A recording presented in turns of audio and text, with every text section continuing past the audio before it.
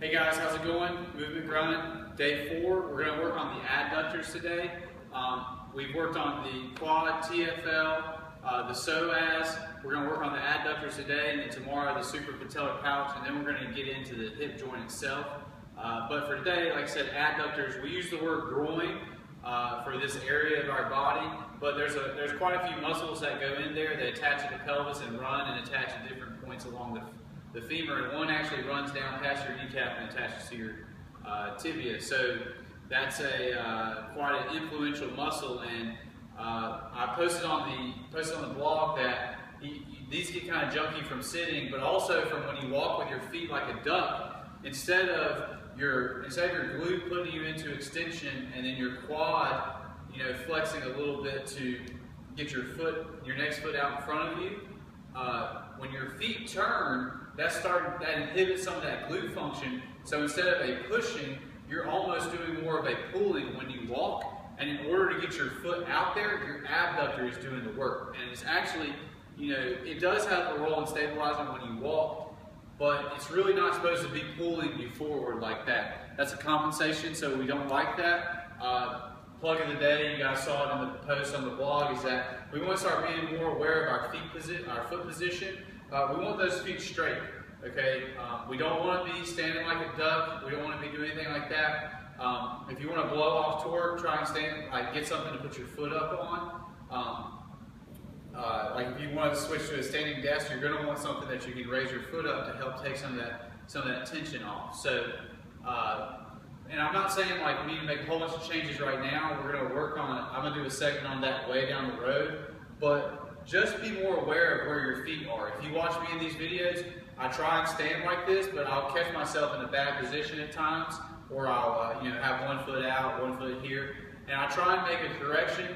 I'm just talking about awareness right now. That's what I want you guys to start doing, is being more aware. And then as we walk through together, we'll kind of work through some of the things that restrict us from having that I like to say that soccer player stance. A lot of soccer players, they have real good hips, nice and torqued. It's got that foot up in a good arch, and their feet are straight, and that's what we're going to work at. So that's plug of the day. But the adductors, we want to show them some love, because when we go down that knees out squat position, it's going to help our hips really get into a better position if those things are not trying to pull us back in as we're trying to push our knees out. And then just in general, we want to take care of those. So there's 2 ways I'm going to show you how to do it. Kind of like a bottom-up approach and a top-down approach. The first one, I got the battle star here. You can use this. You can use a foam roller in the same way I'm going to use this. The thing I like about this is it allows you to move across it rather than having to roll the whole foam roller across the floor. Plus, the way they designed this is it's kind of like skateboard wheels, and they're the same material and they're kind of tacky. So they can you can stop the roller and it can grab your skin, and you can really get some good flossing going on there. So, but you know where your adductors is. It's very easy to find. So all you're going to do is you're just going to lay across, have your leg across, and you're just going to let that weight come down.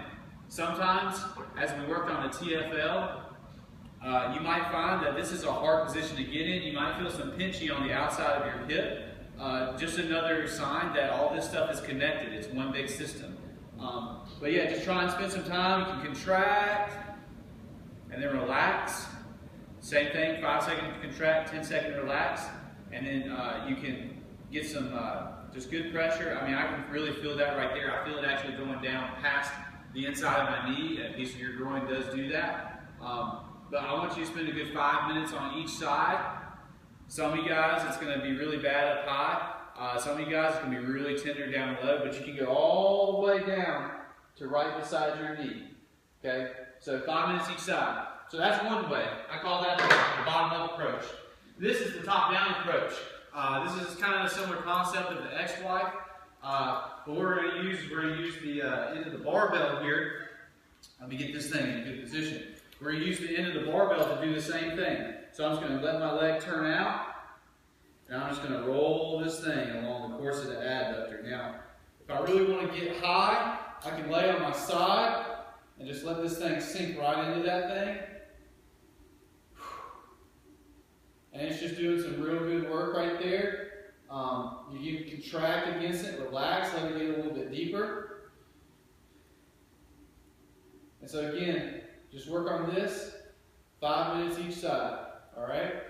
And then to finish, I want you to spend whatever time you can in the middle splits position.